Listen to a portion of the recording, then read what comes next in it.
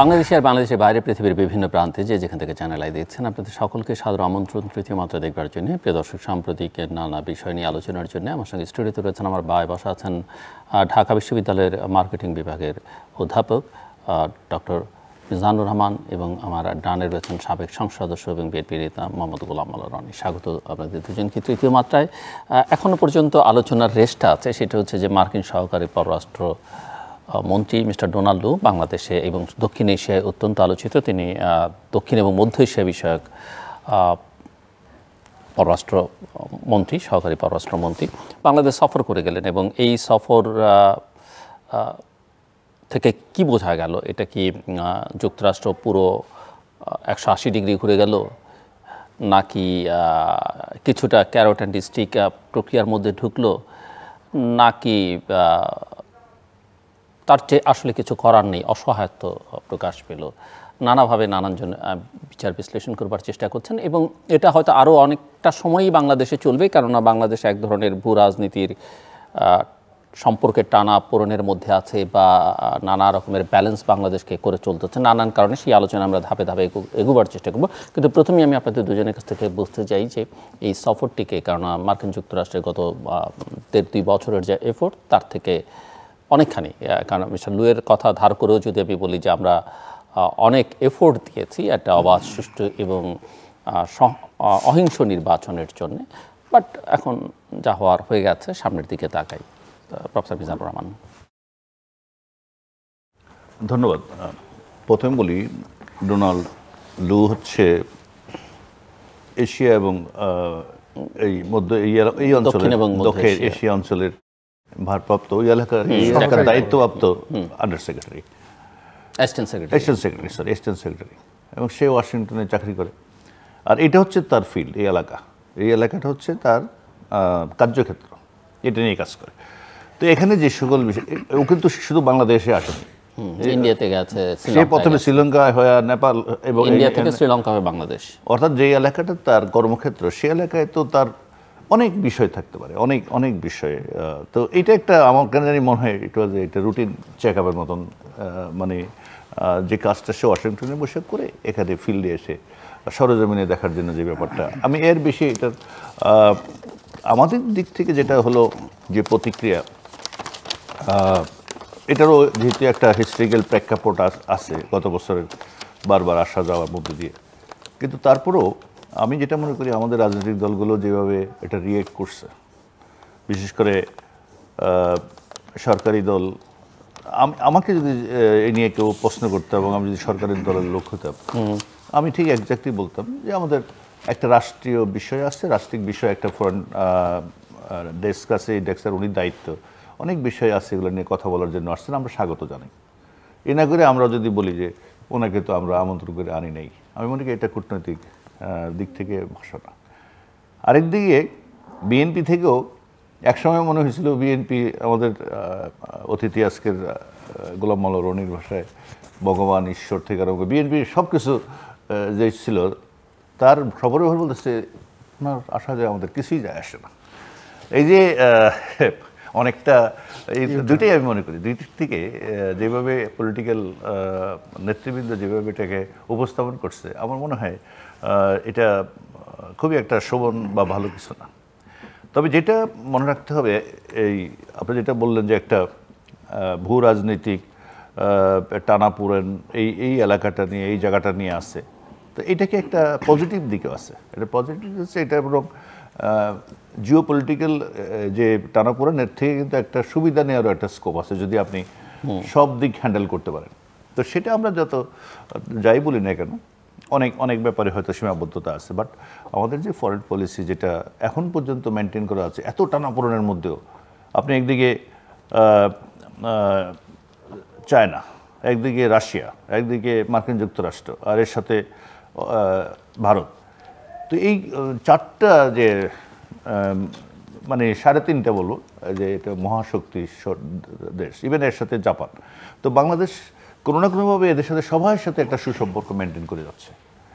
Japan মাতার বাড়িতে বিশাল বিনিয়োগ, রাশিয়া রূপপুরে পারমাণবিক বিদ্যুৎ কেন্দ্র, এটা বিশাল বিনিয়োগ, আর চায়না তো আমাদের সব কিছুতে ডেভেলপমেন্টে আছে, ভারত তো একইভাবে। এই যে সবার সাথে যে এক ধরনের ফ্রেন্ডশিপ এখনও বজায় রাখা, এত টানাটানির মধ্যেও আই থিঙ্ক দ্যাট এটা যে আমাদের পররাষ্ট্রনীতি, যে আমাদের স্বার্থে আমরা সবার সাথে বন্ধুত্ব রাখবো, কারোর সাথে শত্রুতা না, কারোর সাথে বৈরিতা না, তো এটা এখন পর্যন্ত আমি মনে করি it is one kind of success. কারণ সবকটা পরাশক্তি অথবা হবু শক্তি, ইভেন আমাদের মধ্যপ্রাচ্যের যে দেশগুলো আছে, সৌদি আরব থেকে তুরস্ক, তো তুরস্কের সাথেও একসময় যুদ্ধ অপরাধীদের বিচার টেচার নিয়ে কিছু ধরনের একটা টানাপোড়েন ছিল, কিন্তু সেগুলো এখন বরং তুরস্ক আমাদের ব্যাপারে আগ্রহী এবং কিছু ব্যবসা বাণিজ্যিক লেনদেনের ব্যাপারেও হচ্ছে।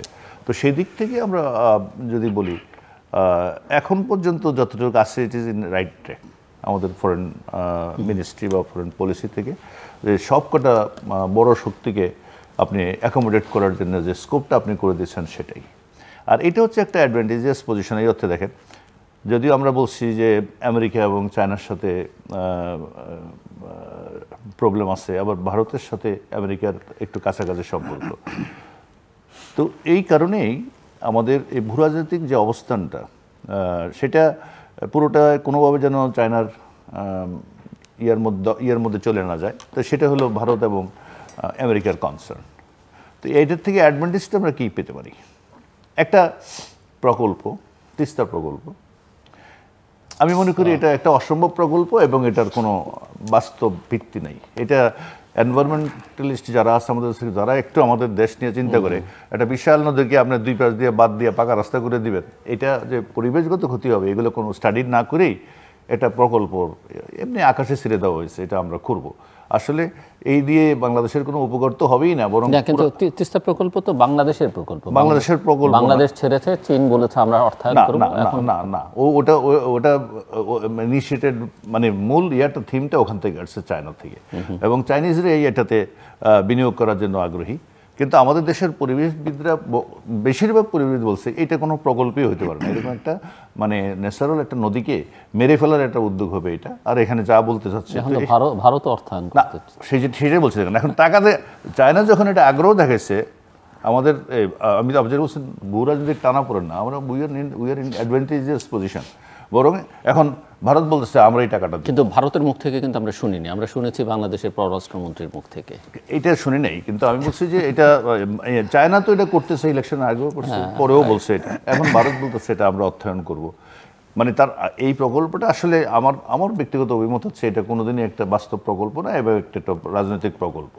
কিন্তু আমাদের ইয়েটা হচ্ছে যে চায়না একটা কিছু করে ফেলবে, তখন ভারত আগ বাড়িয়ে আমাদের, ইভেন আপনি দেখেন এখন আমাদের যে সংকট যাচ্ছে অর্থনৈতিকভাবে, আমরা বিশেষ করে ডলারের স্বল্পতা ইত্যাদি ইত্যাদি, এটার ব্যাপারে কিন্তু ইতিমধ্যে যেখানে যেখানে টাকা চাওয়া হচ্ছে, চায়নার কাছে $5 বিলিয়ন একটা সফট লোন বোধহয় একটু প্রস্তাব আকারে এখনও হয়নি, ফর্মাল প্রস্তাব হয়নি, সেটা তো মাননীয় প্রধানমন্ত্রী যখন চীন যাবে, ইতিমধ্যে চায়না এটা প্রায় রাজি হয়ে বসে আছে। আর এটা দেখা দেখি অলরেডি এই ফরাসি, even America, even world bank, IMF আরও অতিরিক্ত একটা বোধহয় 80, আরেকটা বোধহয় $75 মিলিয়ন, ওরা ওইগুলো নিয়ে এখন আগে আসতেছে। যে মানে জিনিসটা হচ্ছে যে তোমরা এখন আর চায়নার থেকে নিও না, বরং আমরা আরও সস্তায় কম খরচে টাকা দেওয়ার জন্য আই থিঙ্ক দ্যাট আমেরিকাও এরকম একটা প্যাকেজ, যে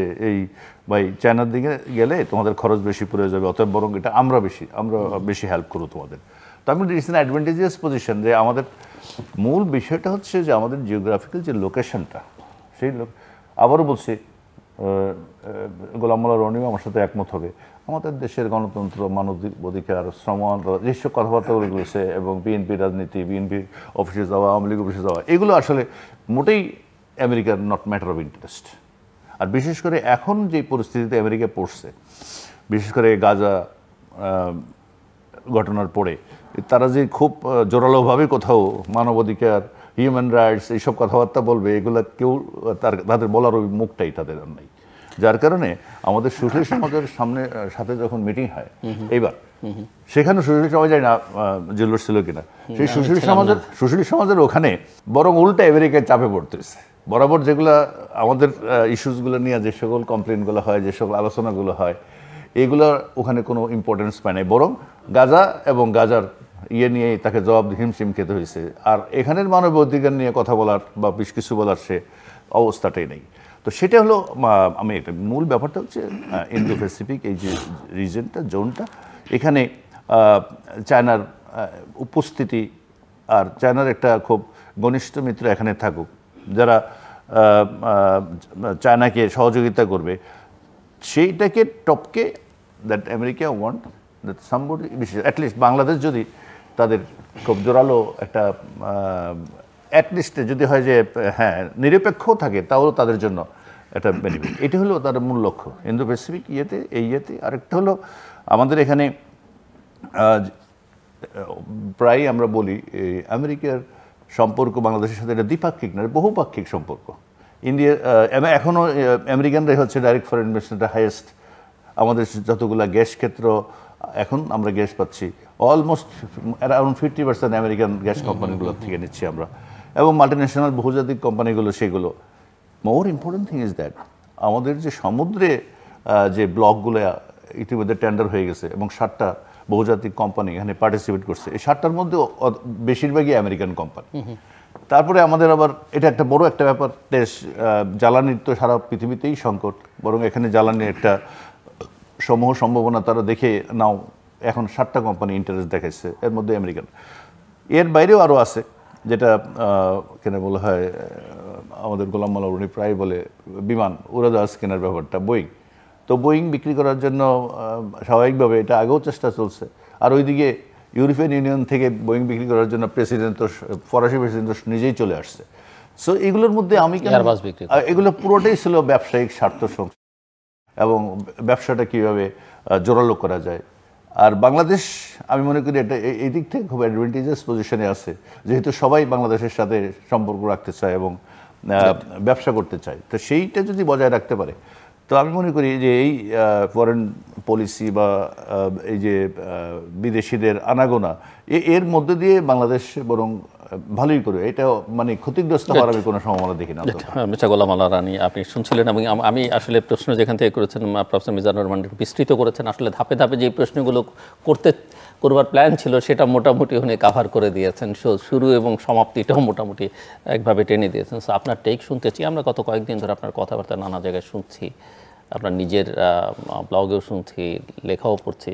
সো বরং ওকে জিজ্ঞেস করছে ডোনাল্ড লোর সাথে যদি ওরও একটা সাক্ষাৎকার হইতো, সেই সাক্ষাৎকারে কি কি আলোচনা হইতো, এটা বরং আপনি শুনতেছেন না। প্রথমত doctor Mizan is eminent professor, ভালো কথা বলেন, চেহারা সুরত ভালো, গ্রহণযোগ্যতা আছে সব মিলিয়ে।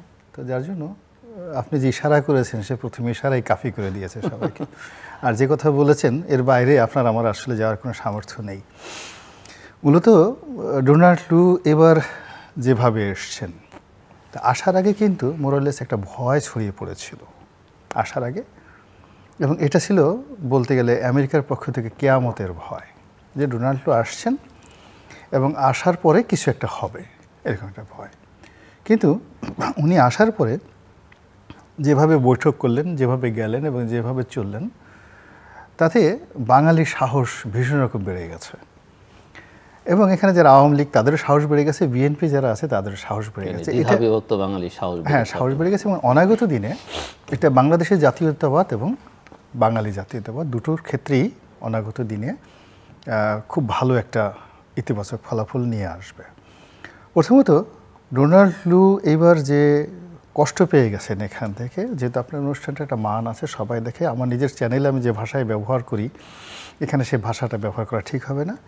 তিনি এখানে খুব কষ্ট পেয়ে গেছেন, বেদনায় তার মুখ নীল হয়ে গিয়েছিল। কেন মনে করছেন? উনি তো হাসি খুশি ছিলেন, অনেক রকমের সোশ্যাল অ্যাক্টিভিটিজে অংশ নিয়েছেন। ওনার এই হাসি খুশির মধ্যে আমি কান্না দেখতে পেয়েছি। উনি চোখে চোখে হাসছেন, ওই সৃষ্টি সুখের উল্লাসে একটা আছে না, আনন্দের হাসি, বিজয়ের হাসি। আর একটা হলো একটা ভেসকি হাসি দেওয়া আছে না, যে আমাদের বরিশালে বা বাংলায় বলে ভেটকি মারা আর কি।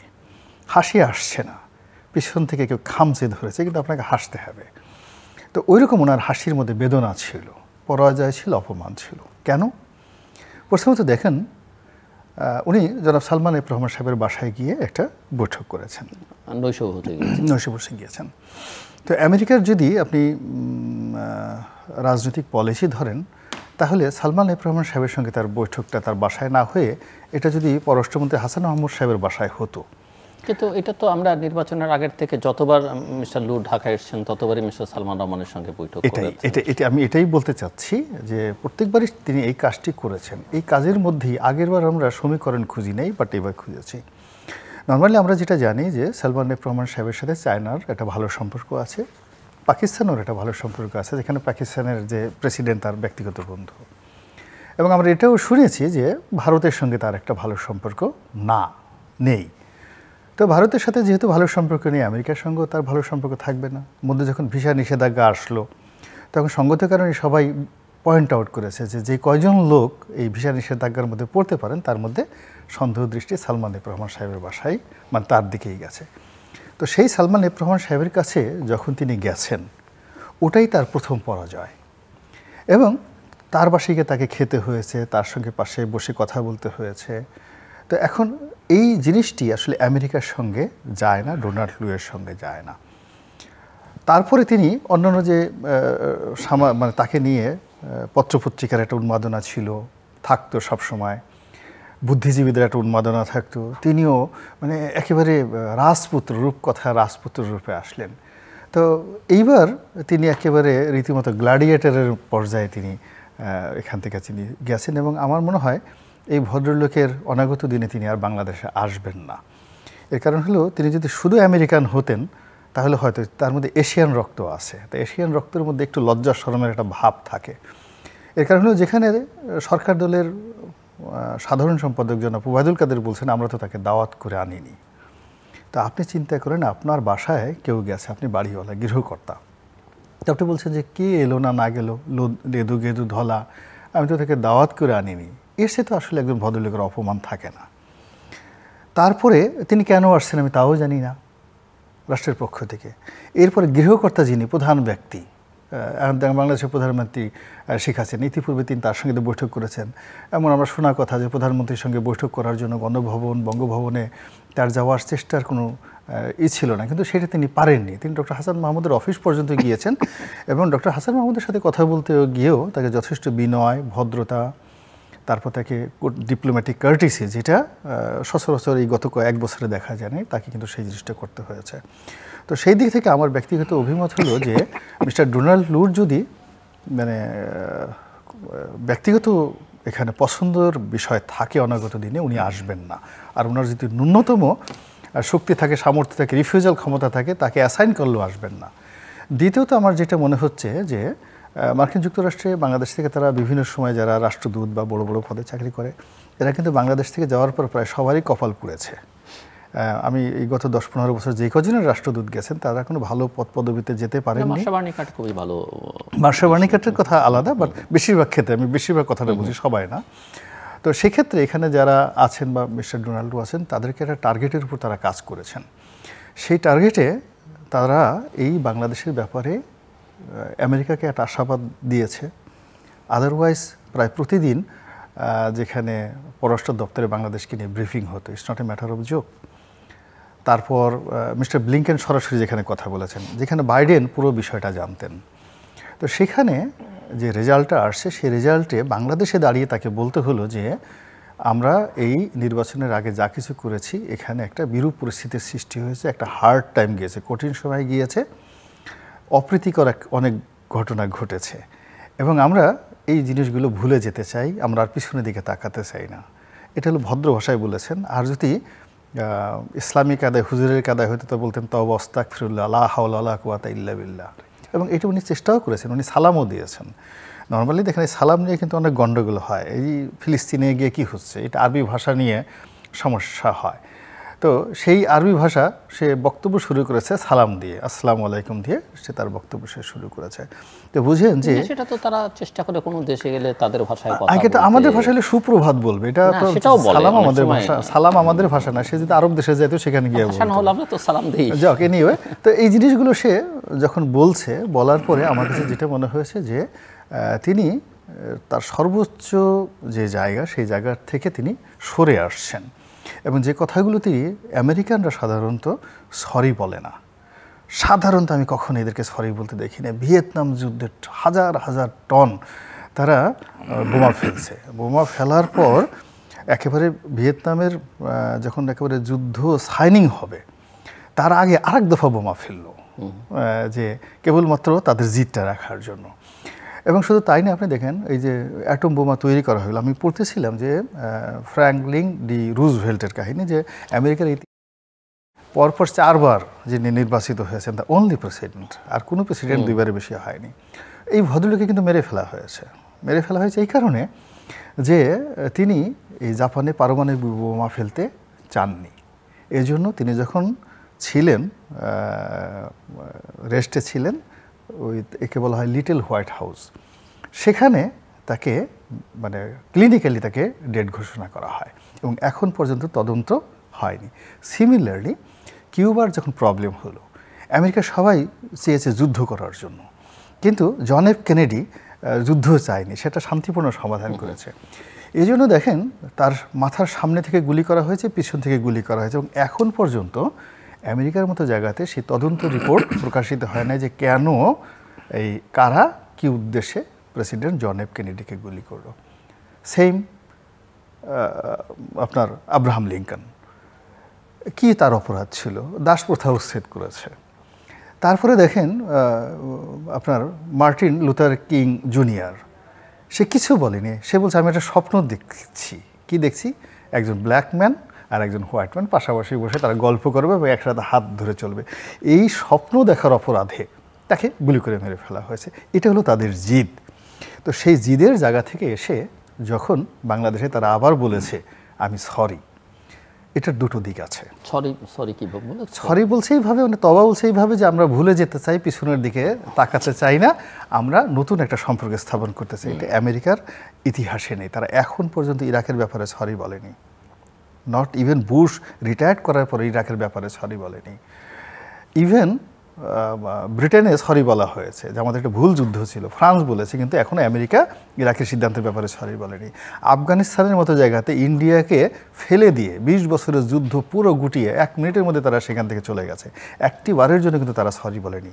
আর এই বাংলাদেশের ক্ষেত্রে যে তারা এই যে বললো যে পিছনের এই ঘটনাটা তারা ভুলে যেতে চায়, 1, 2 নম্বরে আমরা এই ভুল করেছি, আমাদের এই জিনিসগুলো হার্ড হয়েছে, অনেকে কষ্ট দিয়েছে, এবং এটা কাজ করতে গেলে হতে পারে আমরা এই জিনিসগুলো ভুলে সামনে নতুন একটা জিনিস করতে চাই। এটার দুটো জিনিস থাকতে পারে। প্রথম হলো they have a master plan. আপনি যখন কাউকে মানে অনেকে আছে না যে ডাইরেক্ট গুলি করে মারতে চায়, আর অনেকে আছে বুকে জড়িয়ে আপনি খুব শক্তিশালী। এখন মাইক টাইসন যদি কাউকে মারতে চায়, আমার মতো কাউকে মারতে চায়, তার তো আর গলা টিপে মারার দরকার নাই, বুকের মধ্যে নিয়ে একটু আস্থা মতো কুলাকুলি করলেই তো আমি শেষ আর কি। তো আমেরিকা বাংলাদেশের সঙ্গে এরকম একটা কুলাকুলি করতে চাইতে পারে, এবং কোলাকুলি করার জন্য তাদের একটা বিশ্বাস অর্জন করতে হবে। এখানে যে ক্ষতিটা আমেরিকা হয়ে গেছে, আমেরিকা তো এখানে একটা সাধারণ জিনিস নয়, একটা অসাধারণ কতগুলো মেধা তাদের মধ্যে রয়েছে। এবং তাদের আমি ইংরেজি নিয়েও আমি বুঝতে পারি না যে তারা কি ইংরেজি নিয়ে স্যাটায়ার করে না ইংরেজি তারা জানে না। যেমন আপনি ধরুন, তারা বলে গ্রেট ডিপ্রেশন 1923 সন থেকে 1933 সন পর্যন্ত মার্কিন যুক্তরাষ্ট্রটা দেউলিয়া হয়ে গেছিলো 10 বছরে। তো ডিপ্রেশন যখন হয়, ফ্রাস্ট্রেশন যখন হয়, সমাজের নিচু থেকে শুরু করে শারীরিক, মানসিক, আর্থিক ইজ এ হোল, এইটার সাথে গ্রেট হবে কেন? তারা এই শব্দটাকে গ্রেট ব্যবহার করে, মানে ডিপ্রেশনের সঙ্গে আরও কিছু ব্যবহার করে, কিন্তু তারা বলে গ্রেট ডিপ্রেশন। তাদের বড় বড় শহরগুলো বেশ কয়েকবার পুড়ে গেছে, পুরো নিউ ইয়র্ক শহর পুড়ে গেছে 2-3 বার, শিকাগো শহর পুড়ে গেছে। তারা বলে great fire of Chicago, great fire of আপনার যাকে বলে নিউ ইয়র্ক। এরপর তারা দ্বিতীয় বিশ্বযুদ্ধে তাদের একেবারে জানি শত্রু। তারা যদি দ্বিতীয় বিশ্বযুদ্ধ না হতো তাহলে তারা যে পরবর্তীতে যে যুদ্ধটা করতো সেটা চীনের সাথে যুদ্ধ করতো, মাও সেতুংয়ের সাথে যুদ্ধ করতো। কিন্তু যেই মুহূর্তে জাপান মাঞ্চুরিয়া দখল করেছে, উইদিন 1 ঘন্টার মধ্যে প্রেসিডেন্সিয়াল অর্ডারে থিওডোর ডি রুজভেল্ট অস্ত্র, গোলাবারুদ এবং অর্থর যে চালান চীনে পাঠিয়েছে জাপানের এগেনস্টে, এইটা হলো আমেরিকা। মানে তারা রেসপন্ড করে, অলওয়েজ তারা কিন্তু রেসপন্ড করে, এবং রেসপন্ড করতে গিয়ে কখনো কখনো তাদের সর্বনাশ ঘটে গেছে, মারাত্মক সর্বনাশ ঘটে গেছে, এবং তারা নিজেদের প্রেসিডেন্টের উপর গুলি চালাতে বাধ্য হয়েছে। আপনি দেখেন রোনাল্ড রিগান, সে কী করেছে? তেল কোম্পানির বিরুদ্ধে একটু অবস্থান নিয়েছে, সঙ্গে সঙ্গে করলো কি তাকে গুলি করে শোয়াই দিল। রোনাল্ড রিগান বুঝে গেল যে আমি প্রেসিডেন্ট হয়েছে, আমাকে আর আগানো যাবে না। পরবর্তী তার জীবনে জিন্দিগি তার তেল কোম্পানির বিরুদ্ধে সে কোনো কথা বলেনি, দিস ইজ আমেরিকা। তো সেই আমেরিকা যখন বাংলাদেশকে কুলাকুলি করতে চাচ্ছে, সম্পর্ক করতে চাচ্ছে, তাহলে বাংলাদেশকে ভিতরে নিতে চাচ্ছে, এটা ভীষণ রকম একটা থ্রেট, বাংলাদেশের জন্য একটা থ্রেট। 2 নম্বর হলো যে সত্যি যদি তারা অনুশোচনা বোধ করে সরি বলে বাংলাদেশের সাথে সম্পর্ক এগিয়ে নিতে চায়, এবং যেভাবে আমরা ইউটিউবে বিভিন্ন জন তাদের কিনা ঠাট্টা করি, মস্করা করি যে ভারতের খুশি করার জন্য ভারতের বাইরে তারা যেতে পারে না ইত্যাদি ইত্যাদি অনেক কিছু, এটা I do not think so. আপনার এখানে যেটা আমি ফ্র্যাঙ্কলি বলতেছি, আমি এটা মনে করি না এই কারণে যে আমেরিকা বিপদে আছে নিঃসন্দেহে। ইউক্রেন যুদ্ধে তাদের পরাজয় অনিবার্য, মধ্যপ্রাচ্য নিয়ে তাদের সমস্যা হয়েছে, হুতিদের নিয়ে তাদের প্রবলেম আছে, ইরানেদের নিয়ে প্রবলেম আছে, নিজের দেশে সব কিছু আছে। কিন্তু বাংলাদেশের ব্যাপারে তাদের যে নীতি এবং বাংলাদেশ সম্পর্কে আমার যতটুকু স্টাডি রয়েছে, এখানে তাদের যে মানে গোল্ড মাইন আছে, অনাগত দিনের যে গোল্ড মাইন, এই গোল্ড মাইনটা এখন প্যাসিফিকে নেই, প্রশান্ত মহাসাগরে নেই, দক্ষিণ চীন সাগরে নেই, এটি এখন ভূমধ্য সাগরে নেই, মেডিটেরিয়ানে নেই, এটি রেড সিতে নেই, এটি সাতিল আরবে নেই, এটি এখন কেবলই মাত্র বঙ্গোপসাগরে আছে, অনলি বঙ্গোপসাগর। এবং এই বঙ্গোপসাগরকে কেন্দ্র করে তাদের বাংলা, শ্রীলঙ্কা, মালদ্বীপ, তারপর পাকিস্তান, ইন্দোনেশিয়া, মালয়েশিয়া, এই বেল্টে তাদের যে নতুন মার্কেট, বিকজ তাদের ল্যাটিন আমেরিকা শেষ, তাদের ইউরোপ শেষ, ইউরোপে কোনো ব্যবসা নাই, তাদের মধ্যপ্রাচ্য জিরো, মধ্যপ্রাচ্য এখন all is their enemy. Africa তো অবস্থা, মানে আফ্রিকা তো নাই, আফ্রিকাটা পুরো চায়নার দখলে। এখন যদি আমেরিকাকে বাঁচতে হয়, তাদের সার্ভাইভ করতে হয়, বিকজ তাদের নিজস্ব ইকোনমি বলতে তো কিছু নেই, সে প্লাস্টিক সোসাইটি। এবং মিজান সাহেব যদি আমেরিকাতে যান, আমি তাকে $1000 দেবো, সে শুধুমাত্র নিউ ইয়র্ক শহরের এই রাস্তা থেকে ওই রাস্তা পর্যন্ত টাকাটা বুক পকেটে রেখে গুনতে যাবে। 1 ঘন্টার মধ্যে তার লাইফ শেষ, অথবা 100 পুলিশ এসে তাকে ঘিরে ধরবে যে তুমি $10,000 পেলা কোথায়। তো দিস ইজ দ্য সোসাইটি। তো সেই সোসাইটি সারা দুনিয়ার ধনসম্পদ আরও তারা সেখানে নেয়। তো এখন এই যে বাণিজ্যিক তার যে স্ট্র্যাটেজি, এটা এই অঞ্চলকে কেন্দ্র করে, এবং এখানে যে জটিল পরিস্থিতির সৃষ্টি হয়েছে মায়ানমারে, এর কারণে মায়ানমারে তাদের একটা বিগ ইনভেস্টমেন্ট আছে সুসির পক্ষে, এবং তাকে নোবেল পুরস্কার দেওয়া থেকে শুরু করে, তাকে ক্ষমতায় নেওয়া থেকে শুরু করে, এখানে তারা বিলিয়ন ডলার এখানে ইনভেস্ট করেছে। এমনকি এই যে বাংলাদেশে ধরেন 2021 থেকে এই পর্যন্ত, আপনার কি মনে হয় আমেরিকার টাকা খরচ যায়নি? অনেক টাকা খরচ গেছে অনেকের পেছনে। এখন আমেরিকা এই যে জনগণের ট্যাক্সের টাকা, ওখানে তাদের বিভিন্ন কমিটি আছে, কংগ্রেস কমিটি আছে, সিনেট কমিটি আছে, তারপরে ডিপার্টমেন্ট অফ জাস্টিস আছে, পাবলিক অ্যাকাউন্টস কমিটি আছে। এখানে মিস্টার লু থেকে শুরু করে সবাইকে হিসাব দিতে হবে যে তুমি এই যে টাকাগুলো খরচ করছো, এই টাকার আউটপুট কী।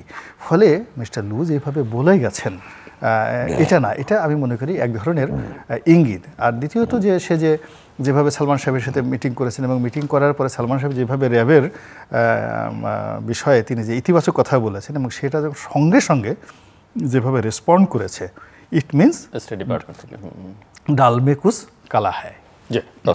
আপনি শুনছিলেন রনির দীর্ঘ বক্তৃতায় আবার বিএনপির জন্য একটা সান্ত্বনা, যে আওয়ামী লীগকে কোলাকুলি দিছে মানে চাপ দিয়ে মেরে ফেলবে।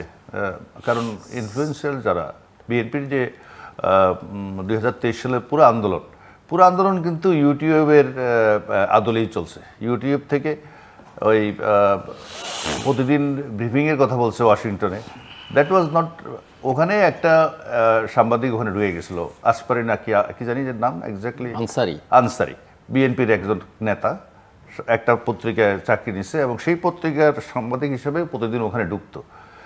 নর্মাল প্রতিদিন যে ব্রিফিং হয়, এর মধ্যে সে বাংলাদেশ নিয়ে একটা খোঁচায় প্রশ্ন করতো, এবং এক পর্যায়ে ওরাও বিরক্ত হয়ে গেছিল, যার কারণে এখন আর ঢুকতে দেখি না, আমি জানি না। এখন করে যে সর্বশেষ তো যেটা বললেন সেটা প্রশ্নের প্রেক্ষিতে ও একটা ওখানে একটা পত্রিকায় চাকরি নিছে, সেই চাকরিটার ওয়াশিংটন হাউসে কয়েকবার চেষ্টা করেছিল ঢুকানোর জন্য, তারা ঢুকতে পারেনি।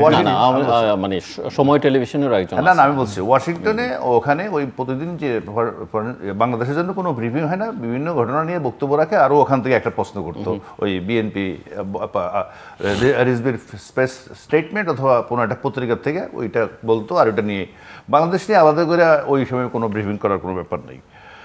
আরেকটা আমেরিকা যাকে শত্রু, আমেরিকা দেখেন দ্বিতীয় বিশ্বযুদ্ধ তো মিত্র বাহিনী যেটা ছিল সেটা ছিল রাশিয়া সহ, আর শত্রু ছিল জাপান এবং জার্মানি। ইটালি যুদ্ধ করলো জাপানের সাথে, পরে কি হলো, পরে সবচেয়ে বন্ধুত্ব হলো জার্মানির সাথে, জাপানের সাথে, আর শত্রুতা তো হলো রাশিয়ার সাথে, সোভিয়েত ইউনিয়নের সাথে। এইগুলো মানে ফরেন পলিসিতে একবারে দীর্ঘস্থায়ী বন্ধু, দীর্ঘস্থায়ী শত্রু বলে কিছু নেই যাদের বিরুদ্ধে।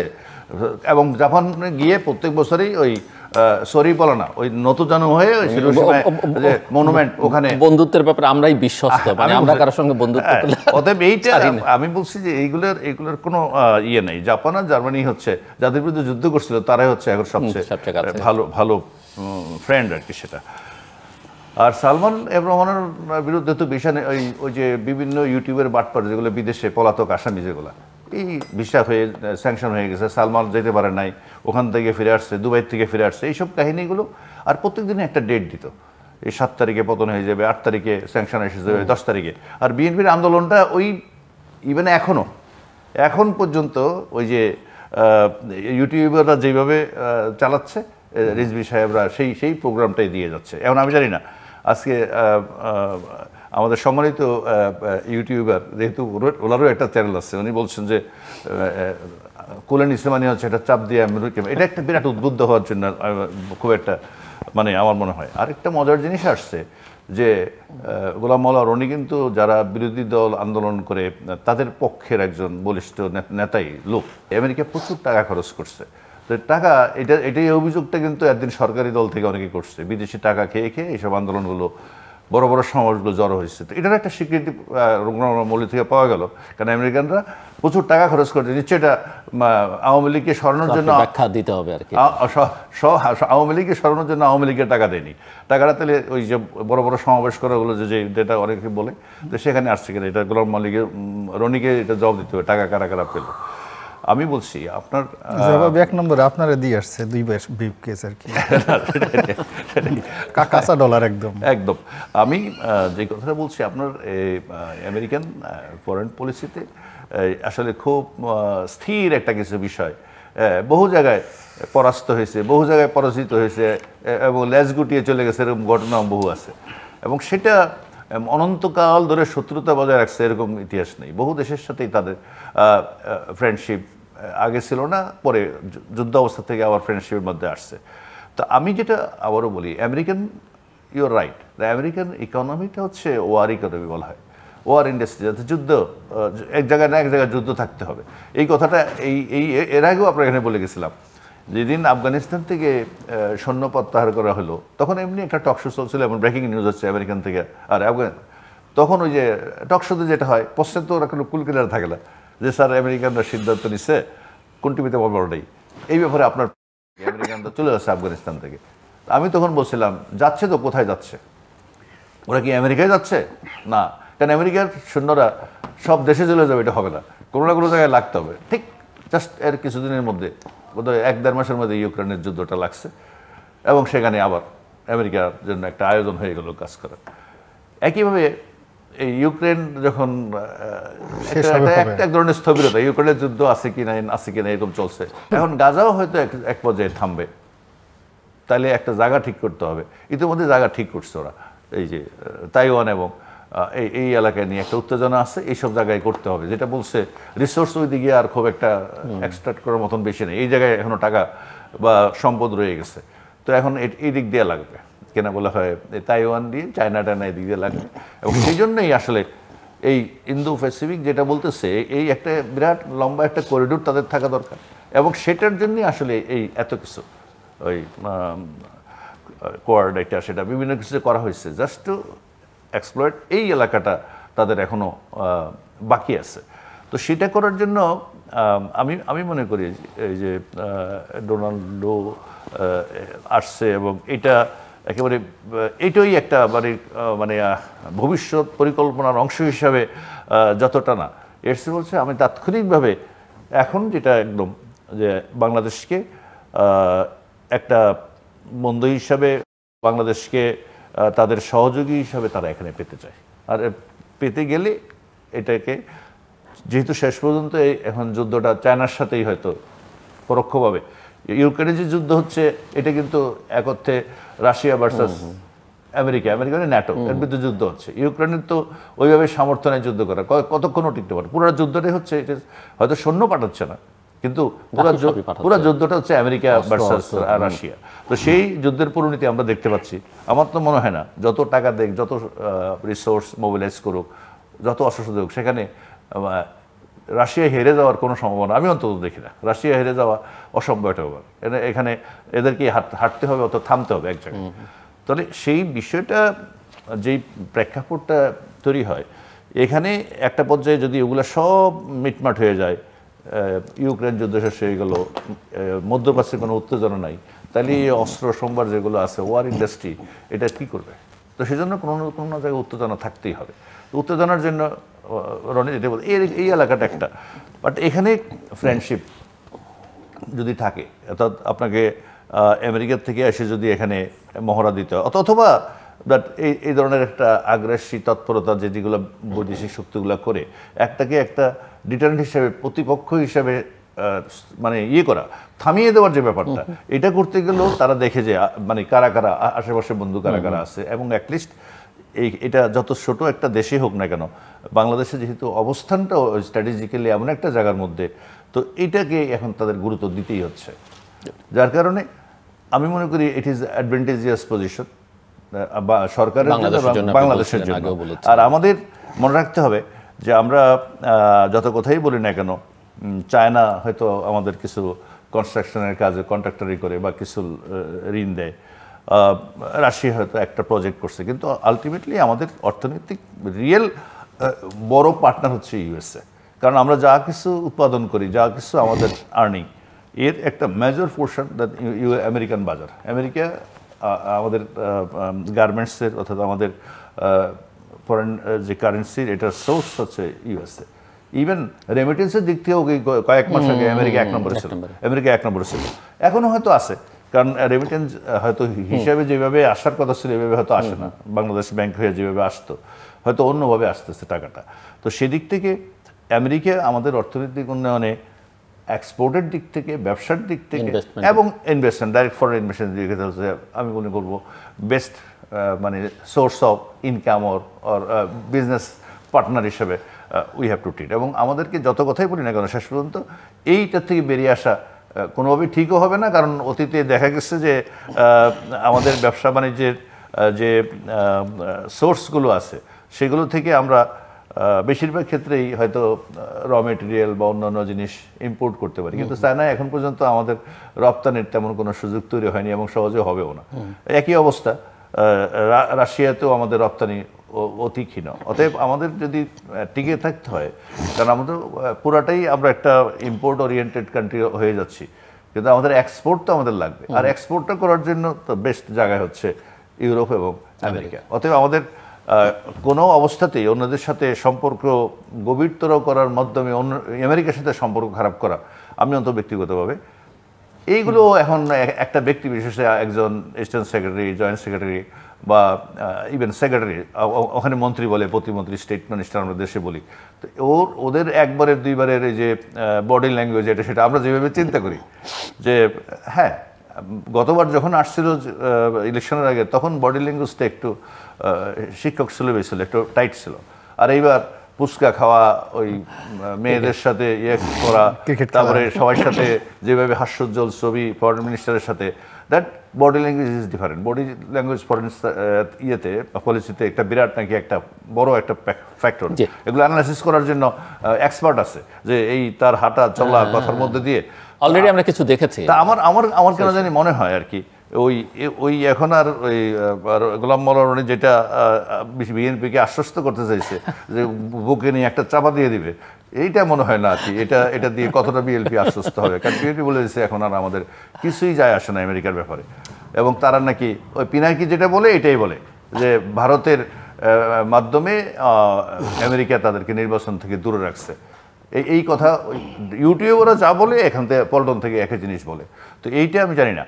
এখন আপনি আমেরিকার সাথেও লাগালেন সম্পর্কহীনতা, ভারতের সাথে তো পূর্ণ বর্জন করে চাদর আগুন দিয়ে জ্বালাই ফেলছেন, চীনের সাথে আপনার কোনো সম্পর্ক নাই, রাশিয়ার সাথে তো বড় আওয়ামী লীগের ওই সম্পর্ক। তাহলে এই যে বিএনপি নামক যে দলটা, এবং মধ্যপ্রাচ্যের সব দেশের সাথে মাননীয় প্রধানমন্ত্রী বর্তমান সরকারের সক্ষতা বরং অনেক বেশি আগেরছে।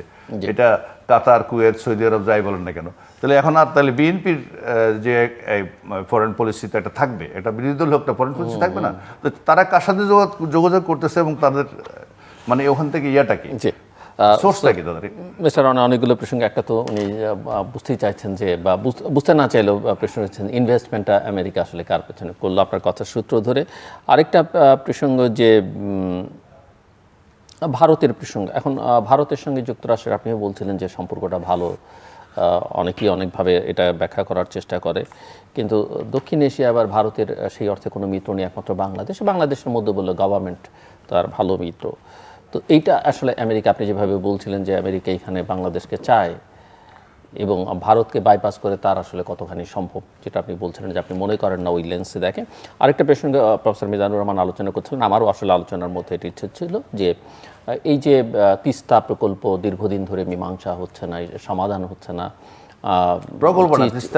তিস্তার পানির ইস্যুটা, তিস্তার পানি, এখন আমি বলছি যে তিস্তার এখন প্রকল্প নিয়ে কথাবার্তা হচ্ছে, চীন এখানে ইনভেস্ট করতে চায় ইলেকশনের আগে থেকেই, এখন আবার ভারতের মধ্যে ঢুকে পড়েছে।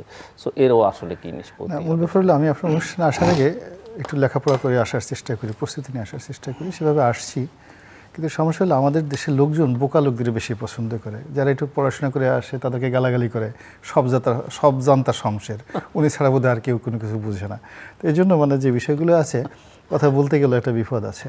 যেমন আমি বললাম যে যখন যে কোনো একটা রাষ্ট্র, আপনি বলেন, সিআইএ বলেন, আমাদের ইভেন পুলিশের একটা সোর্স মানি থাকে, একটা ছিনতাইকারী ধরার জন্য পুলিশের একটা সোর্স মানি থাকে। তো যখন এখানে একটা পলিসি সে ইমপ্লিমেন্ট করতে চাচ্ছে, সেটা ভিসা নীতি বলেন আর যা কিছু বলেন, সেটার পিছনে আমেরিকার একটা ইনভেস্টমেন্ট আছে। সেটা ইট may be $1, it may be $100, কিন্তু সেই $1 যদি হয়, সেই ইনভেস্টমেন্টের জন্য তাকে পাবলিক কমিটিতে জবাবদিহি করতে হবে। দ্যাট ওয়াজ মাই কোশ্চেন এবং দ্যাট ওয়াজ মাই রিপ্লাই। এখন সেটা কি, সেটার উত্তর আমি আবার দিয়ে দিচ্ছি। সেটা হলো, তারা যে ভিসা নীতিটা যখন তৈরি করেছে, তখন কিন্তু প্রথমে তারা বলেছিল যে আমরা এই ভিসা নীতিটা পরীক্ষামূলক, এবং এটা প্রথম করা হলো, এটা যদি কাজ করে, অনাগত দিনে কাজ করে, তাহলে ওয়াইডার রেঞ্জে আমরা হয়তো অন্যান্য দেশে গণতন্ত্র, মানবাধিকার প্রতিষ্ঠা, এই নীতিটা প্রতিষ্ঠা করবো। কিন্তু বহু দেশে ভিসা নীতি, তারা ভিসা নিষেধাজ্ঞা দিয়েছে, কিন্তু বাংলাদেশের জন্য যে ভিসা নীতি, মিস্টার মিজান, বাংলাদেশের জন্য তো হ্যাঁ, এটা স্পেশাল একটা ভিসা এবং না ভিসা পলিসি ঘোষণা করা, এটা বাংলাদেশের স্পেশাল ভিসা পলিসি, এটা পরীক্ষামূলকভাবে ভিসা পলিসি। আর একটা হলো নিষেধাজ্ঞা, যেটা র্যাবের বিরুদ্ধে দিচ্ছে, এটা অহরহ তারা সবার বিরুদ্ধে দেয় সকাল বিকাল। বাট যেটা ভিসা পলিসি যেটা করেছে, এটা অ্যাবসলিউটলি পরীক্ষামূলকভাবে যেটা ফেল করেছে। এখন সেই ভিসা পলিসি প্রয়োগ থেকে শুরু করে সমস্ত ব্যাপারে তাদেরকে পাবলিক কমিটিতে জবাবদিহি করতে হবে। এটা হলো আমার বক্তব্য এক। 2 নম্বরে যেটা হচ্ছে যে আমরা সত্যিকার অর্থে, উনি যেটা বললেন যে একটা অ্যাডভান্টেজ পজিশনে আছি, অ্যাডভান্টেজ নিতে পারি, হ্যাঁ, না পজিশনে আছে আমরা, ভৌগোলিক কারণে, তারপরে সময়, ভৌগোলিক কারণ প্লাস এই যে সময়টা যাচ্ছে, এটা আমাদেরকে অনেক সুবিধা দিচ্ছে। ফলে অনেক দেশ ইচ্ছে করে আমাদের সাথে বন্ধুত্ব করতে আগ্রহী হচ্ছে, আর আমরা সেই সময়টাতে বার্গেনিং করে তাদের সাথে একটা ভালো বন্ধুত্ব করার সুযোগ পাচ্ছি। If I am not wrong, doctor Mizan এই কথাটাই বোঝাতে চেয়েছেন। তো এখানে আবার ভয়ও আছে। ভয়টা হলে একেবারে সোজা আমি বলে দেই যে আপনি দেখুন যে মায়ানমারে যে ঘটনাটা ঘটছে, এখানে মায়ানমারে যে ঘটনাটা ঘটছে, ঘটার পরে যদি এখানে আমরা চীনের সঙ্গে এই মুহূর্তে একটি এক্সক্লুসিভ পার্টনারশিপে চলে যায়, এবং স্পেশালি যদি এই যে $5 বিলিয়ন যেটা তারা ইএনএ দিতে চাচ্ছে, তো ইএনএ দেওয়া মানে আমরা ইএনএ নিয়ে চীন যে আমাদের কাছে $40 বিলিয়ন পাবে, সেটা যদি আবার সেই ইএনএ আমরা পরিশোধ করে আপাতত পরিস্থিতি সামাল দিই এবং তাদের আমদানি বাণিজ্যেও আমরা যে চীন থেকে আনছি সেই টাকাটা পরিশোধ করি, তাহলে ওই যে $5 বিলিয়ন আমাদের জাতীয় যে ডেপ্ট, আমাদের যে ঋণ আছে সেখানে যুক্ত হবে, কিন্তু তার সঙ্গে সঙ্গে আমাদের কোনো রিজার্ভে বা অন্য কোনো জায়গা থেকে কিন্তু আমাদের বেনিফিট আসছে। ও নো, তাহলে তো $5 বিলিয়ন তো US ডলার দিতে হইতো ওদের। হ্যাঁ, একই তো কথা। না US ডলার না, ওটা তারা নিশ্চয়ই, আপনি তো আমেরিকান চায়না থেকে যেটা ইম্পোর্ট করছেন এটা পরিশোধ করবেন না। আমি জানবো, আপনি পরিশোধ না করতে পারা, না করা আর পাওয়া একই তো কথা হয় না। আপনাকে বলছি, ইউএনটা দিয়ে সে শুধু তার সে $5 বিলিয়ন যে ডলার যেটা আছে, যদি সে ডলার আকারে আসতো, সেই টাকাটা আমি ইন্ডিয়াকেও দিতে পারতাম। সেই টাকাটা আমি আকুকেও দিতে পারতাম না, ঠিক আছে আমি এখান থেকে $50 মিলিয়ন আমি ওখানে দিচ্ছি, কিন্তু দেখা যাচ্ছে যে আমি যখন ইউয়ানে পাচ্ছি তখন আমার যার সাথে ইউয়ানে ব্যবসা হচ্ছে উইথ হুম তো $4 বিলিয়ন পাবে ওরা। আচ্ছা যাক, এখন পুরোটাই তাদের ওখানে যাচ্ছে। এখন এখানে যে সমস্যাটা হচ্ছে এটা নিয়ে যদি আমেরিকার সঙ্গে এবং ভারতের সঙ্গে আমাদের কন্ট্রাডিক্ট শুরু হয়, কন্ট্রাডিক্ট শুরু হইলে আপনি দেখবেন যে পার্বত্য চট্টগ্রাম, খাগড়াছড়ি, বান্দরবন, রাঙামাটি, কক্সবাজার উত্তাল হয়ে পড়েছে। এদিকে আরাকান আর্মি, অন্যদিকে ভারতের যেই সীমান্তের যে সমস্যা, এবং সেখানে এখন যে রেজিমেন্ট সৈন্যবাহিনী দায়িত্ব রয়েছে তার দ্বিগুণ সেখানে বাড়াতে হবে। It's a huge burden for Bangladesh. So যার জন্য আপনি যেটাকে অ্যাডভান্টেজ বলতেছেন সেটা কিন্তু তখন আসলে আমাদের জন্য বুমেরাং হয়ে যাবে। This is one. সেকেন্ড যে জিনিসটা আমি বলতে চাইছি সেটা হলো তিস্তা প্রকল্প। এই তিস্তা প্রকল্প যেহেতু আমি পার্লামেন্টারি কমিটিতে ছিলাম যোগাযোগ মন্ত্রণালয় সংক্রান্ত, এবং তখন কিছু কিছু পেপার, রাষ্ট্রিক অনেক গুরুত্বপূর্ণ পেপার দেখার সুযোগ হয়েছে। চায়না যেভাবে এই প্রকল্পটা তারা তৈরি করেছে, সেই প্রকল্পটা তৈরি করেছে এটা আসলে আমাদের জন্য উপকারী, দরকারি এবং এনভায়রনমেন্টের জন্য ভালো। এবং চায়না একটা তাদের দেশে একটা ইয়াংশি নদীর উপরে, আমি সেটা দেখে আসছি, 3 গর্জেস প্ল্যান্ট, 3টা পাহাড়কে সংযুক্ত করে 3টা বাঁধ তারা নির্মাণ করেছে ইয়াংশি নদীতে, এবং সেখান থেকে তারা 40,000 মেগাওয়াট জলবিদ্যুৎ উৎপন্ন করে। তো যখন এরকম ইউরোপ থেকে সারা দুনিয়া এটা বন্ধ করার জন্য বলছে যে এনভায়রনমেন্টালি এটা খারাপ, এটা খারাপ খারাপ, কিন্তু এখন সেটা দেখা যাচ্ছে যে এটা এনভায়রনমেন্টালি শুধু ভালো না, এটা যে কার্বন নিঃসরণ থেকে শুরু করে সমস্ত কিছু যে বাঁচিয়েছে, যেটা আনবিলিভেবল। তো আমাদের এখানে ওরা যেই জিনিসটা করছে, আপনি এটা আর একটু, যেহেতু আপনি লেখাপড়া করা মানুষ, গবেষণা করা মানুষ, আপনি ওদের যে প্রকল্পটা, আপনি ওই যে প্রকল্পটা আপনি নেটেই পাবেন, আপনি দেখবেন যে তারা কীভাবে এই এখানে গভীরতা বাড়াচ্ছে, এবং টোটাল এখানকার যে পানি, বর্ষার পানিটাকে সে কীভাবে রিজার্ভ করছে, এবং পুরো পানিটাকে উল্টে ফেলে ভারতের জন্য আরও থ্রেট করে দিচ্ছে, রীতিমতো ভারতের জন্য থ্রেট করেছে। মানে ওই এন্ড থেকে আমাদের পানি আসার কোনো দরকার নেই, আমরা আমাদের এই পানি থেকে যেটা আছে এই পানিটাকে আমরা সারা বছর কীভাবে ব্যবহার করবো তার কিউবিক লিটারে, ওটা আমি দেখছি। কিন্তু আবার একই সাথে সাথে আমাদের যারা আইননিষ্ঠ, যারা আমাদের পরিবেশ বিজ্ঞানী যারা আছে, তাদের সমালোচনাগুলো দেখছি। এটা একটা ওখানে পাহাড়ে বাদ দিয়ে বিদ্যুৎ কেন্দ্র তৈরি করা আর সমতল ভূমিতে গর্ত করে পানি রাখা। আমি বলি এরশাদ আমলে রাবার ড্যাম থেকে, আমিও যেহেতু সংবাদপত্র ছিলাম, এই যে সমস্ত পরিবেশবাদী যারা লোকজন আছেন, ডক্টর নেশাদ থেকে শুরু করে অনেকের সাথে ক্লোজলি কাজ করার সুযোগ আমার হয়েছে বাই ফিল্ডে, এবং আমি তাদের অনেক ব্যক্তিগত বিষয় জানি। তো যার জন্য এখানে আলোচনাটা আর সামনে আগানোর দরকার নেই। এখানে মূল ব্যাপার হলো যখন এই কাজটি যখন চায়না করবে, এখানে চায়নার কেবলমাত্র ব্যবসায়িক স্বার্থ জড়িত নয়, এর সঙ্গে চায়নার ইমেজ জড়িত, চায়নার টেকনোলজি, তারা যেভাবে হুয়াংহো প্রজেক্ট, যেভাবে ইয়াংশি প্রজেক্ট, তারা সারা পৃথিবীকে তাক লাগিয়ে দিয়েছে। এইরকমভাবে এই প্রজেক্টটা দিয়ে তারা ভারতকে রীতিমতো চ্যালেঞ্জ জানাতে চাচ্ছে। ফলে এখানে যদি ন্যূনতম একটু টেকনিক্যাল ভুল তাদের থাকে, চায়নার সর্বনাশ হয়ে যাবে বাংলাদেশের ক্ষেত্রে। এই কাজটা কখনো চায়না করবে না, ভুলে গেলেও করবে না। তো যার জন্য এই বিষয়টি আমি মনে করি বাংলাদেশের যদি সত্যিকার অর্থে মাথা উঁচু করে দাঁড়ানোর সামর্থ্য থাকে, পিঠ সোজা করে দাঁড়ানোর ক্ষমতা থাকে, এবং নিজস্ব ব্যাপারে স্বাধীনভাবে চিন্তা করার যদি 1% ক্ষমতা থাকে, অ্যাটলিস্ট আমি যদি ওই পর্যায়ে থাকতাম, আমি কোনো রকম কালো বিলম্ব না করে এই প্রকল্পটি 1 ঘন্টার মধ্যে গ্রহণ করতাম। This is from my side. এখন আওয়ামী লীগ কী করবে না করবে, ভারতের মুখে দিকে তাকাবে, এটা তাদের ব্যাপার। এরপরে যেটা বললাম যে আপনি খুব ঠাট্টা মস্কারা করলেন, যেটা হলো কুলাকুলি নিয়ে, সুমাসুমি নিয়ে। এটা আপনি বলেন, আমি বলবো কুলাকুলি কথা আপনি বলুন। আমি বলছি কুলাকুলি, কিন্তু ওটাকে আবার আপনি একটু হালকা করে দিয়েছেন আর কি, যে আমি বলছি যে কুলাকুলি করবে আওয়ামী লীগকে, আপনি বলছেন যে কুলাকুলি করবে আওয়ামী লীগকে, আর আপনি বলছেন এটা বিএনপিকে কুলাকুলি করবে, বা আওয়ামী লীগকে কুলাকুলি করলে বিএনপি খুব খুশি হবে, এটা নিয়ে মূল ব্যাপার। কিন্তু একটা ব্যাপার আপনাকে ভুললে গেলে চলবে না, দিস আমেরিকা থিঙ্ক অ্যাবাউট তাদের PL4-এর আন্ডারে এই বাংলাদেশে গম দেওয়ার কথা বলে, গম দেওয়ার কথা বলে পুরা 74-এর একটা দুর্ভিক্ষ ঘটায় দিয়েছে বাংলাদেশে, এবং বঙ্গবন্ধু হত্যাকাণ্ড থেকে শুরু করে এই বাংলাদেশের আরও অনেক অনার সৃষ্টির সাথে আমাদের দেশের জ্ঞানী গুণী বুদ্ধিজীবীরা সবসময় মার্কিন সাম্রাজ্যবাদকে দায়ী করে। তো কাজেই সেই মার্কিন যুক্তরাষ্ট্রকে নিয়ে খুব বেশি তুচ্ছতাচ্ছিল্য করা, বা খুব বেশি হালকা যাওয়া, বা তাদের কোনো একটা বিষয় নিয়ে যে তারা করতে বাধ্য ইত্যাদি ইত্যাদি, এটা আমি আসলে ওই জায়গাতে আমি যেতে চাই না। আমার মূল ব্যাপারটা হলো যে আমেরিকাতে অনেক বড় বিষয়, অনেক বড় বিষয়। আমি ওদের স্থানীয় সরকারের উপর কাজ করেছি, একবার প্র্যাকটিক্যালি মাঠে গিয়ে ওদের সাথে কাজ করেছি, হাউ দেয়ার লোকাল গভর্নমেন্ট কাজ করে এবং এটা কি করে সেন্ট্রাল গভর্নমেন্টের সাথে হয়। ফলে ওদের senate committee, Congress committee, judiciary, এমপির অফিস, পৌর মেয়রের অফিস, গ্রামের যে মেয়র অফিস, এই প্রত্যেকটা অফিস অ্যাটাচমেন্ট থেকে আমি কাজগুলো করেছি। ফলে ওদের আমলাতন্ত্র, পুলিশ বাহিনী, টোটাল জিনিস সম্পর্কে আমি যতটুকু জানি, তার সঙ্গে সঙ্গে আবার ভারতে দেখেছি। তো এখনও আমেরিকাকে যদি আপনি ধরেন 100, ভারতকে আপনি এখনও 10 নম্বর দিতে পারবেন না। তো সেই ভারতের একজন এডিশনাল সেক্রেটারি, তার ভিতরে যে ম্যাচুরিটি আছে, দেশপ্রেম আছে, শিক্ষা আছে, ওদের সাথে বার্গেনিং করার মতো আমাদের আমলাতন্ত্রে আমি যতদিন ছিলাম, এখন হয়েছে কিনা জানি না, আমি একজন আমলাকে দেখিনি। তো আপনি একটা ফরেন পলিসি, সেটা মন্ত্রী বলেন বা এমপি বলেন, অথবা আপনি ধরেন আমলাতন্ত্র বলেন, তাদের সঙ্গে এক টেবিলে বসে আলাপ আলোচনা করে তার বডি ল্যাঙ্গুয়েজ বুঝে, তার কাছ থেকে আমার পাওনা বুঝে আনার জন্য যে ম্যাচুরিটি দরকার, আমরা আসলে তার ধারের কাছেও কিন্তু যেতে পারিনি। ফলে it is very easy. Mister Narendra Modi যদি আমাদেরকে একটা হুকুম দেন, আমরা সঙ্গে সঙ্গে একটা তালমেল করলাম, সীমান্তে একটা গোলাগুলি হলো, তারপর শেষে সেই গোলাগুলির আমরা কোনো প্রতিবাদ করলাম না, মনে করলাম দাদাকে খুব সম্মান করলাম, এটা আমাদের কাছে একটা আত্মতৃপ্তির ব্যাপার হতে পারে। বাট ডেমোক্রেসি কি? ডেমোক্রেসি হলো মমতা ব্যানার্জি মঞ্চে দাঁড়ায় বলছে যে তুমি আমাকে কয়লা চোর বলো। নরেন্দ্র মোদীকে বলতেছে, মোদী তুমি আমাকে কয়লা চোর বলো।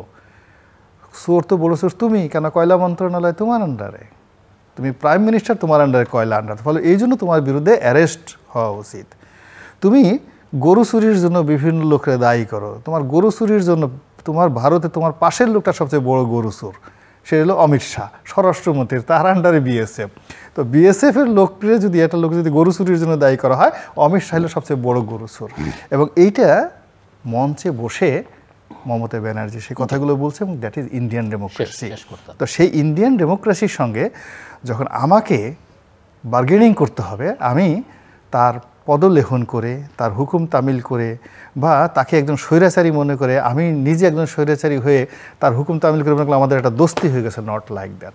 ইন্ডিয়া আমাদের সাথে যাই করুক না কেন, আমেরিকা আমাদের সাথে যাই করুক না কেন, তাদের নিজের দেশে is a huge democracy, is a huge tradition. তো আমাদের ওই জায়গাটাতে বার্গেনিং করার জন্য এখানে গণতন্ত্র লাগবে, সুশাসন লাগবে, ন্যায়পরায়ণতা লাগবে, সততা লাগবে, জ্ঞান লাগবে, বুদ্ধি লাগবে, প্রজ্ঞা লাগবে, সততা লাগবে, ঐতিহ্য লাগবে। আর সেইগুলো কোনোটা যদি না থেকে আমরা যা কিছু করতে পারি, এটা হলো একটা ইলিউশন, একটা স্বপ্ন দেখতে পারি।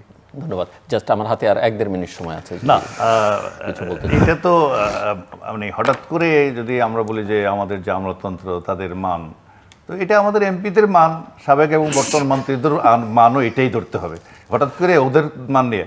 বরং আমি একসময় যারা সিএসপি ছিল, তো তার অনেক মান ছিল তাদের। তো 2জন সিএসপি আমার সাথে টকশোতে, মরহুম ডক্টর সাদাত হোসেন, মোফাজ্জল করিম জীবিত আছেন এখন। তো ওনাদের কথাবার্তা শুনে মনে হলো যে দেশ একেবারে ক্রিম, মানে সবসময় সিএসপি যারা ছিল খুব ভালো ছিল। কিন্তু আমি একটা সুযোগ ওই টকশোতে বললাম, স্যার দেখুন, দেশের যা কিছু উন্নতি হলো এটি সিএসপিদের অবসর যাওয়ার পরেই হয়েছে। সিএসপিরা যখন মানে অনেক ইংরেজি জানা স্মার্ট সিএসপি অফিসার যারা ছিল, তাদের আমলে আমাদের মাথাপিছু আয় $500 অতিক্রম করে নাই, বরং কম ইংরেজি জানা, কম লেখাপড়া যেগুলো পরে বিসিএস কাটার, ওদের আমলে বাকিটুকু হয়েছে। আমাদের যে সকল যে সংকটগুলো ছিল, আমাদের দেশ স্বাধীন হয়েছে কিন্তু একটা আমাদের ম্যাপ ছিল না, বর্ডার ছিল না, আমাদের অসমাপ্ত ছিল আমাদের ম্যাপ, আমাদের সমুদ্র সীমা ছিল না, এই বহু কিছু আমাদের ছিল না। তো এইগুলো তো আমাদের এই ডিপ্লোম্যাটরাই আলোচনা করে এগুলো করছে। ইভেন আমরা যদি প্রত্যেকটা ক্রাইসিস আমরা দেখি, তো আমাদের এই যে ইভেন যখন প্রাকৃতিক দুর্যোগগুলো হয়, তো দেখা যায় যে পৃথিবীর অনেক দেশের থেকে আমাদের এই কম লেখাপড়া যে লোকগুলো আপনি যাদেরকে বলতেছেন, তারা আরও বেটার ম্যানেজ করে এবং তারা অনেক বিদেশিকে পরামর্শ দেওয়ার ক্ষমতা রাখে। আমি আশা রাখতে চাই, কারণ আমি এইটা কোনো দেশের সাথে ফরেন পলিসি কি হবে, এটা কেবলমাত্র ওই কয়টা লোকের লেখাপড়ার মান দিয়ে নির্ধারিত হয় না, it depends on some other factors. ধন্যবাদ। দর্শক, অনুষ্ঠানের শেষ প্রান্তে আমরা সামাজিক যোগাযোগ মাধ্যম ফেসবুক এবং টুইটারে রীতিমতো লাইভ স্ট্রিম হচ্ছে, আপনারা দেখতে পারেন। টেলিভিশনের পর্দায় দেখতে না পারলে যে কোনো সময় যে কোনো স্থান থেকে ইউটিউবে তৃতীয় মাত্রার চ্যানেলটি সাবস্ক্রাইব করে এই পর্ব বা পুরোনো পর্বগুলো আপনারা দেখতে পারেন। মিস্টার গুলাম আল্লাহ রনি এবং প্রফেসর মিজানুর রহমান, অসংখ্য ধন্যবাদ আলোচনা করছেন। দর্শক, আমার অতিথিরা অনেক কথা বলেছেন, হাস্যরসের মধ্য দিয়ে অনেক সিরিয়াস কথা তারা বলেছেন এবং নানাভাবে, কিন্তু ওনাদের কথা ধার করে কয়েকটা কথা আমি শেষ করতে চাই এইভাবে যে ওনারা বলছিলেন যে কূটনৈতিক বিষয়ে রাজনৈতিক ভাষা ব্যবহারে আমাদের রাজনীতিবিদদের সতর্ক থাকা দরকার। সেটা দুপক্ষের ক্ষেত্রেই প্রযোজ্য। ভূ রাজনৈতিক যে টানাপোড়েন আছে সেখান থেকে বাংলাদেশের অ্যাডভান্টেজ নেবার সুযোগ আছে, একটা সুযোগ তৈরি হয়েছে। একজন কথা বলেছেন, অন্যজন তার সঙ্গে সেই জায়গায় তার কিছুটা সংশয় আছে এবং তিনি বরং মনে করেন যে মার্কিন যুক্তরাষ্ট্র যে পরিমাণ ইনভেস্টমেন্ট গত 1-1.5 বছরে রাজনৈতিক বা কূটনৈতিক ক্ষেত্রে করেছে সেটার রিটার্ন তারা কিভাবে নেবে সেটা নিয়ে এখনও যথেষ্ট চিন্তা করবার সুযোগ আছে এবং এর জন্য তাদের জবাবদিহি করতে হয়, সে কথা স্মরণ করে দিয়েছেন। এবং আলোচনার মধ্যে এটাও এসেছে যে বাংলাদেশের অর্থনৈতিক বিবেচনা থেকে, সামাজিক বিবেচনা থেকে সবচেয়ে বড় পার্টনার হচ্ছে যুক্তরাষ্ট্র এখন পর্যন্ত, এবং অন্য কারোর সঙ্গে সুসম্পর্ক রক্ষা করতে গিয়ে যুক্তরাষ্ট্রের সঙ্গে সম্পর্কটা যেন কোনোভাবেই ঝুঁকির মধ্যে না পড়ে সেই বিষয়ে ওনারা নীতি নির্ধারকদের সতর্ক থাকবার জন্য বলেছেন। আমার সঙ্গে থাকবার জন্য, আমাদের সঙ্গে থাকবার জন্য অসংখ্য ধন্যবাদ। আপনাদের সবার জন্য শুভকামনা।